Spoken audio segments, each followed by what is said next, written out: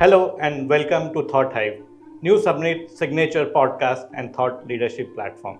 I'm Anurag, and today I have the pleasure of hosting a true changemaker, Suraj Prakash, the Chief Technology Officer at Edelweiss Asset Management. Suraj brings a vast experience of leading digital transformation at asset management enterprises. Under Suraj's leadership, Edelweiss has adopted AI, automation, cloud, and mobile-first technologies, which has changed the way clients transact. Welcome, Suraj. Thank you, Anurag, for inviting me, and thank you, New Summit, for this opportunity. Suraj, let's rewind a little bit. In the last decade, the mutual fund industry has been all paper-based. Fast forward today, the industry is adopting all new digital technologies, be it KYC, be it mobile investing, and so on and so forth. What are some of the biggest shifts which you have experienced, and how have you stayed ahead of the game? So, being ahead of the game has never been more important than right now. So, way early in my career, I understood the importance of continuous learning and being adaptable.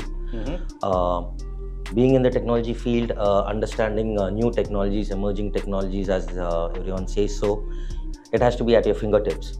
So, ingraining that and making it a part of our daily life has been something that has helped me a lot. Obviously, things like industry forums, regulatory requirements, fintech collaborations help me a lot with this. So much so that now I practice something called as COE, which is Establishing Center of Excellence, wherein every team member is a part of a particular COE, whether it be innovation, it be experimenting with new technologies, or understanding reg techs and so on. So that has helped us a lot. So much so that now it has become a part of every team member's KRA, wherein reskilling and training is a continuous process and they are graded against that. So that's how me and my team have been able to cope up and keep up with the technologies and every market dynamic that determines our industry. That's very interesting, and I think a very valuable lesson for everyone who is in technology today, that continuous learning is extremely important. Yeah. Now let's touch upon the latest buzzword, AI and GenAI. How is Edelweiss keeping up with these newer trends with AI, GenAI, which not only from an internal perspective, but also from an external customer perspective? Right? Could you give us some examples of that? So with respect to AI and GenAI, what we are looking at is ensuring that there is enough productivity, it brings in enough innovation, and obviously a kind of cost saving that comes in along with any new technology that comes in. So concentrating on these 2 or 3 particular areas. The first use case that we are looking at is with respect to a customer service, wherein auto-replies can be drafted by AI, which actually looks at the context of the entire request, query, or complaint that has come from a customer, analyze the sentiment there, and draft a reply with respect to that. This actually helps the agent in being more accurate and having walked through all the nuances of the request that has come in and being able to reply as per the requirements of the customer. That's one area. The other is that we are looking at is for productivity, increase in productivity is AI assistants for our employees. So wherein it comes to creating a document, summarizing a document, and so on, and even making notes for a particular meeting that they have attended. So AI assistants there. Moving on to more complicated use cases would be the use of analytics, AI managing the analytics piece, wherein you can come up with more crisper outputs, which can help fine-tune your management decisions better. Taking it forward would be something that we are looking at in the future would be hyper-personalization for investor queries, investor replies that we would want them to have, and investment advice that we could probably met out through this. But it's all in the nascent stage because all of these are in the POC ones, and we see some promising results in all of these areas right now. Very, very interesting, Suraj.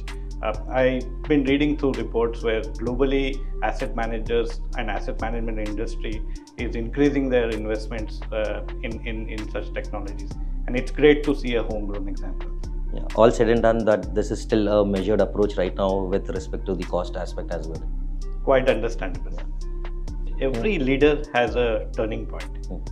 What has been some of your defining moments or a moment which has shaped up as to how you look at technology and technology transformation? So, Anurag, to put it plain and simple, any or every technology transformation is not just about requiring technical expertise. It is more to do with a deeper understanding of the market dynamics, the business goals, and the customer needs. So that's where it originates from. So it's not just your technical expertise that can take you through. So would put it out into three different categorized into three different ways. One is technologically, what I have understood is, and what I have had to learn is data architecture, why the need for automation. Strategically, I have understood that technological initiatives have to be more aligned with business goals so that it doesn't stifle innovation. And strategically, that, like I told you before, skilling and reskilling every now and then, getting it to be a part of your DNA, the team's DNA, to learn and adapt to new technologies have helped me. And all of these put together have come up in times when there have been real stress in the market due to any economic downturn or events like COVID that has happened.